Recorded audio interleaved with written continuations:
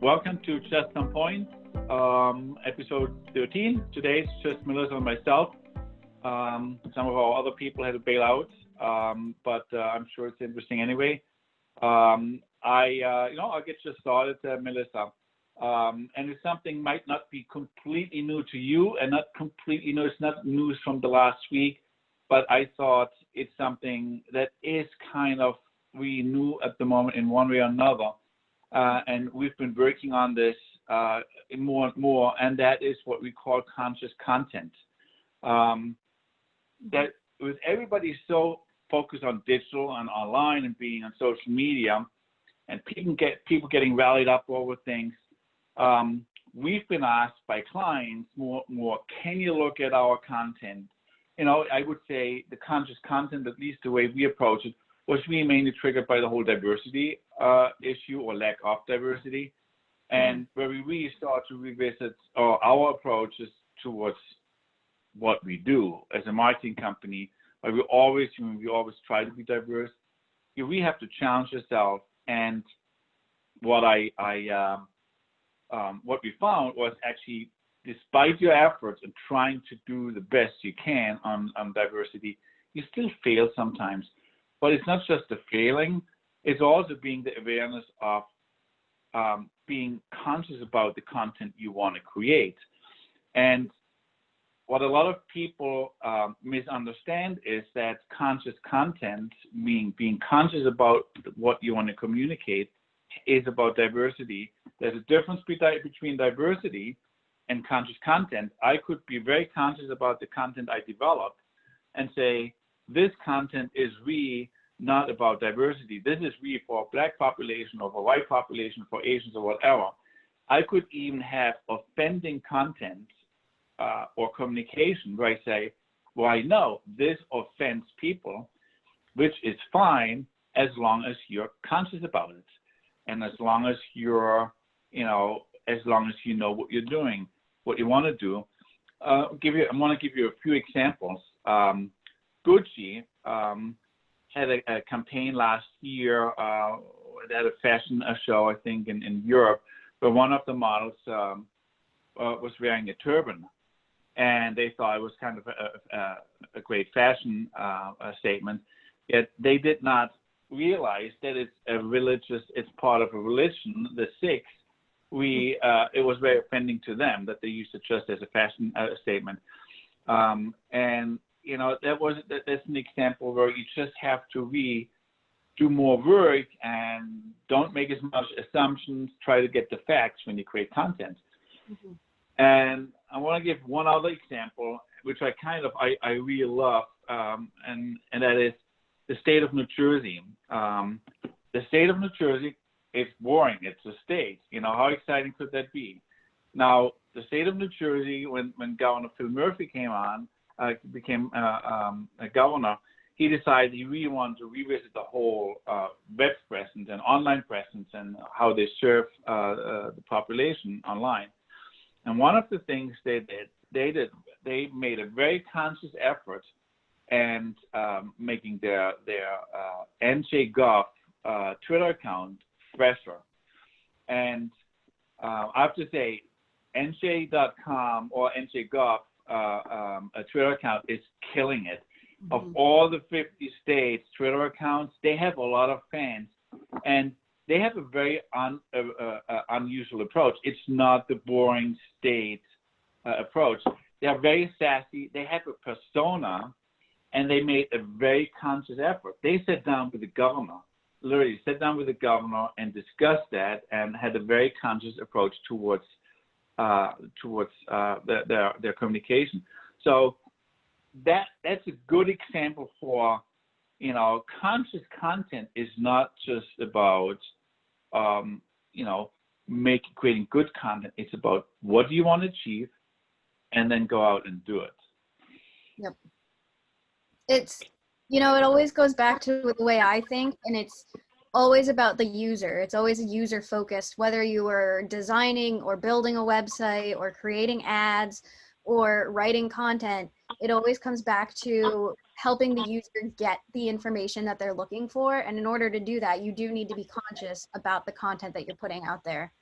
So at the end of the day, conscious content is very important in terms of, obviously just doing the right thing for your brand and for your audience, but also just to help you and improve your online presence and your, rankings and things like that, because that's what Google's looking into now. They really want you to serve your users, and they won't serve you if they don't think you're going to do that. That's right. But it's also, I completely agree with you, but it's also about, I think adjusting to new ways of communication. And I want to talk about it in one of the next few weeks, where I was reading a study, a pretty extensive study on new target group categories, how it's changing and what the behaviors are. One of the things, for example, I read was that especially millennials, they're all about convenience and the online experience and making it super easy. What I was amazed by, they found out that a lot of millennials, they would rather pay more if in exchange they get a more convenient experience, which is amazing. I bet that's not true for the baby boomers. So it's all about, how much can I save? Yep. Now, if you know that, that is very powerful if you know to who you serve your product and your service, and then tailor the whole communication, your content, and the experience around that. Exactly. All of a sudden you can actually make more money with the same service, just be aware of it. Yep, exactly. What do you have for this week? I actually was doing a little bit of research, and I came across a study that was done by Proficient Digital that talked about voice search. And they found that in the first half of 2020, voice search has actually plateaued. And while mobile search is continuing to rise, so like using either your web browser, or if you have specific, like the Google Chrome app on your phone, that continues to climb, and voice search kind of just like tapered off and hasn't really increased or decreased since the beginning of the year. So I just that's amazing. Yeah, I found that fascinating because, with the way that the tech companies are pushing for all of these voice search products, you would think that, they're investing their money in something that is just continuing to grow, but just early on, it seems like it's just plateaued for right now. Yeah, I remember like 2 years ago, we started internally a project researching it more, want to get more into it, in search engine optimization for voice-activated search. And yep. We tested that, and we never got really traction with that because we just couldn't see the usage as much. But it also actually explains something. 2 weeks ago, I wanted to buy my daughter Sonos speakers for their newer house. Mm-hmm. And so I wanted to order the newest speakers.